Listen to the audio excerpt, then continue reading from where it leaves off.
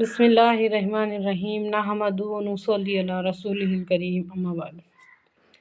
اگر زندہ رہ کر زندگی پہ غور نہیں کرتے تو کم سے کم موت پہ غور کرو۔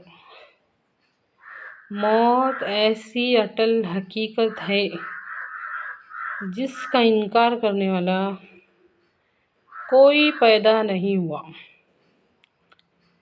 بہت لاکھوں کروڑوں لوگ دنیا میں ایسے جو اللہ کو نہیں مانتے، رسول کو نہیں مانتے، کتاب کو نہیں مانتے، لیکن موت کا انکار کرنے والا کوئی پیدا نہیں ہوا۔ تھوڑی دیر بے اثر دل میں اثر پیدا کرنے کے واسطے اللہ کے واسطے موت پہ غور کرو۔ آنکھیں رہتی لیکن دیکھ نہیں سکتی، کان رہتے لیکن سن نہیں سکتے، زبان رہتی بول نہیں سکتی، کھا نہیں سکتے، منہ رہتا کھا نہیں سکتا، ہاتھ رہتے پر ہل نہیں سکتے، پاؤں رہتے لیکن چل نہیں سکتے، سوچ سمجھ نہیں سکتے، دل دماغ ہے، یہ کیسے ہوتا؟ غور کر کے دیکھو۔ انسان جب مر جاتا، جب اس کی ڈیڈ باڈی، اس کی میت ہماری آنکھوں کے سامنے پڑی رہتی، اس وقت اس کے ساتھ سب رہتا، لیکن آنکھیں کام نہیں کرتی، کان کام نہیں کرتے، زبان کام نہیں کرتی، کچھ کھا نہیں سکتے، ہاتھ ہل نہیں سکتے، پاؤں چل نہیں سکتے، تو پھر ہم با اختیار ہے یا پھر بے اختیار ہے؟ اچھی طرح سے سمجھے اس بات کو، غور کر کے دیکھو۔ اللہ رب العزت نے انسان کو یہ سب دے کے بھیجا تھا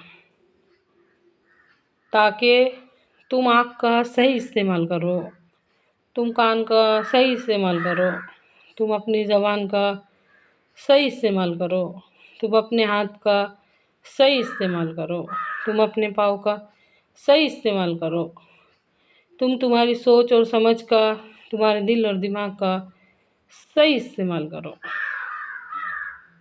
اچھی طرح سے سمجھیے اس بات کو۔ ہم یہ سب نہیں سمجھنا چاہتے۔ ہمارے نبی صلی اللہ علیہ وسلم کا ارشاد ہے کہ دنیا کی محبت ہر خطا کی جڑ ہے۔ جڑ کس کو بولتے ہیں؟ یہ غور کرو کہ جڑ کس کو بولتے ہیں؟ جڑ وہ رہتی جو اندر سے کام کرے، اندر سے رہتی ہے۔ جڑ اندر سے رہتی نا، تو ہمارے اندر سے جو برائی آنا شروع ہوتی نا، وہ اس کی وجہ اللہ معاف کرے دنیا کی محبت ہے۔ دنیا کی محبت ہر خطا کی جڑ ہے۔ نفس کا پجاری کیوں بنتا ہے انسان؟ شیطان کے پیچھے کیوں بھاگ رہا ہے انسان؟ سب آنکھوں کا غلط استعمال کیوں کر رہا؟ کانوں کا غلط استعمال کیوں کر رہا؟ زبان کا غلط استعمال کیوں کر رہا؟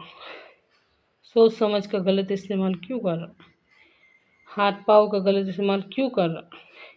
ان وجوہات پر غور کرو، اس جڑ پر غور کرو، تاکہ ہم بچ جائے اس جہنم کی آگ سے جس کا ایندھن ہوں گے انسان اور پتھر۔